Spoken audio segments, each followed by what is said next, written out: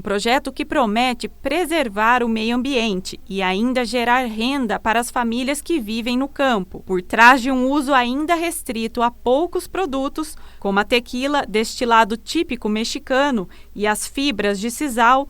A cultura do agave pode abrir as portas para um importante ciclo de desenvolvimento no sertão nordestino. O agave reúne um conjunto gigantesco de oportunidades. A planta, que tem 3 tipos de espécies, oferece uma produtividade bem maior que a da cana-de-açúcar. Ela é cultivada em regiões do semiárido, áreas com pouca geração de emprego. Ela tem 2 características principais. Primeiro, um grande volume de biomassa que ela consegue produzir. E o segundo é o fato dela conseguir produzir esse grande volume de biomassa em solos muito rasos, né? com muita rocha, quer dizer, solos que normalmente não são adequados à agricultura e principalmente em zonas que não chovem, né? Em zonas de semiárido. Uma planta dessa, ela tem, né, na sua composição de biomassa mais de 80% de água. E é diferente, por exemplo, das plantas normais, em que essa água, a maior parte dela vem de irrigação, do que ela pega das raízes e tal. Essa planta não, até pela forma que ela tem, é como se ela fosse uma coletora da umidade do ar. E uma coisa muito curiosa é a seguinte: essas plantas têm uma diferença em relação à cana-de-açúcar. Enquanto que a cana-de-açúcar você colhe anualmente, essas plantas elas demoram para crescer. Então, quando você planta uma planta dessa, sua primeira colheita vai ser após 2 anos e meio e tal. Mas depois disso, né, elas continuam produzindo até 10 anos.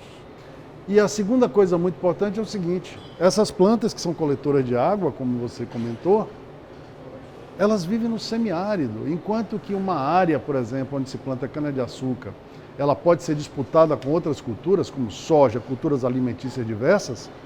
Aqui a disputa que você faz é contra a miséria. O professor, que também coordena o Laboratório de Genômica e Bioenergia, afirma que a planta pode gerar uma cadeia produtiva parecida com a da cana-de-açúcar.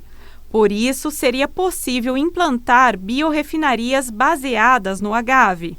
A cana, ela é mais ou menos homogênea, a cana-de-açúcar quando a gente compara, né? E vocês sabem, produz o açúcar, do açúcar a gente fermenta, produz o etanol. Hoje em dia a gente produz com bagaço a eletricidade e também produz o biogás, né? Essa planta é um pouco diferente. Nós temos diversas variedades. Por exemplo, essa variedade aqui, né, essa espécie, é chamada agave cisalana. Aqui é muito conhecido, né? O Brasil é o maior produtor, especificamente a Bahia, é o maior produtor de cordas de sisal. Essas cordas eram extremamente importantes, né? Chegou a ser, no caso do México, o maior produto de exportação do México.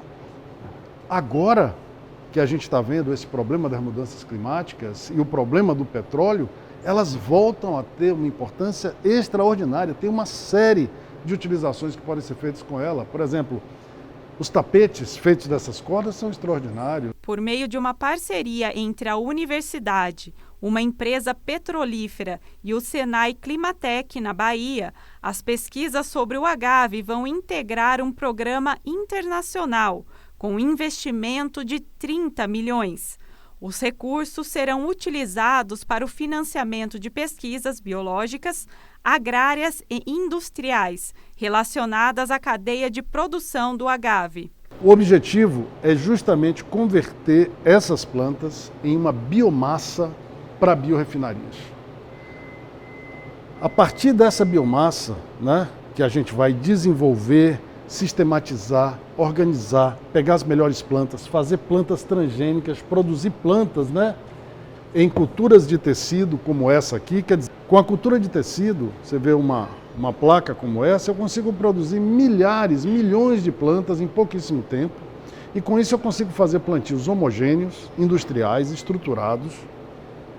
E a partir desses plantios estruturados, eu consigo fazer uma quantidade enorme de produto. Aqui os pesquisadores estudam o agave, planta que tem enorme potencial para a produção de energia limpa e renovável e ainda tem a capacidade de capturar o carbono da atmosfera. Cultivado em ciclos de 5 anos, o agave rende por hectare uma produção de 800 toneladas de biomassa de alta densidade energética, captura 385,4 toneladas de carbono e armazena 617,7 toneladas de água, sobrevivendo a longos períodos sem precipitação. Quando a gente pega uma parte dessa planta, converte ela numa espécie de carvão chamado biochar, é como se fossem assim, sabe, é um carvão assim aerado, é um carvão aerado.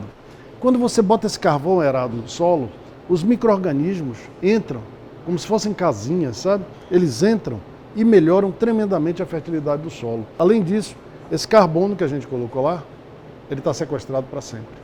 Ou seja, a gente remove CO2 da atmosfera definitivamente, melhora o solo do sertão e com esse solo melhorado, a gente consegue plantar não só agave, mas aí sim qualquer cultura. O potencial é simples. O sertão brasileiro significa 105 milhões de hectares. Isso é mais de 10% do território nacional.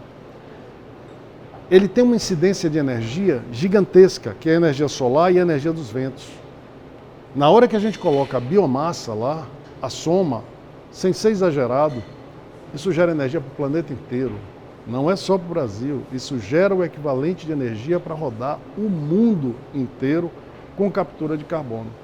Segundo Gonçalo, o Brasil produz hoje cerca de 30 bilhões de litros de etanol. Estima-se que, com apenas 1 hectare de agave, seja possível produzir 7,4 mil litros de etanol, de primeira e segunda gerações, em um ano. Emprego. Imagine agora se, ao invés da gente apenas produzir bebida, a gente utilizar essas plantas com esse potencial produtivo em áreas do sertão, em que você não tem emprego, você não tem capacidade de fazer uma agricultura organizada, ou melhor, uma agricultura tradicional. Imagine você fazer essas plantas, colocar lá e criar novas indústrias, né, novas biorefinarias baseadas nessa biomassa, altamente produtiva e resistente. Isso é uma revolução. Para o professor, assim como o petróleo, que já teve um papel extraordinário, agora é o agave que pode ser considerado como a biomassa do futuro. Entretanto, o petróleo está mostrando agora um efeito colateral desse movimento, que são as mudanças climáticas, pela quantidade do CO2 na atmosfera. Bom, o aumento do CO2 na atmosfera está levando a um aquecimento, que a gente já está enxergando. E esse aquecimento vai modificar muitas das zonas que nós hoje temos no planeta. O nosso cerrado, uma parte significativa do nosso cerrado vai se tornar semiárido. Então, lugares que hoje a gente planta, por exemplo, cana-de-açúcar, no futuro a gente não vai conseguir plantar. No futuro a gente vai conseguir plantar quem? A biomassa do futuro, né? Que é justamente o agave. A gente muitas vezes fala, o planeta vai acabar. O planeta não vai acontecer nada com o planeta. O planeta já viveu coisa muito pior. O que vai acabar é a nossa civilização.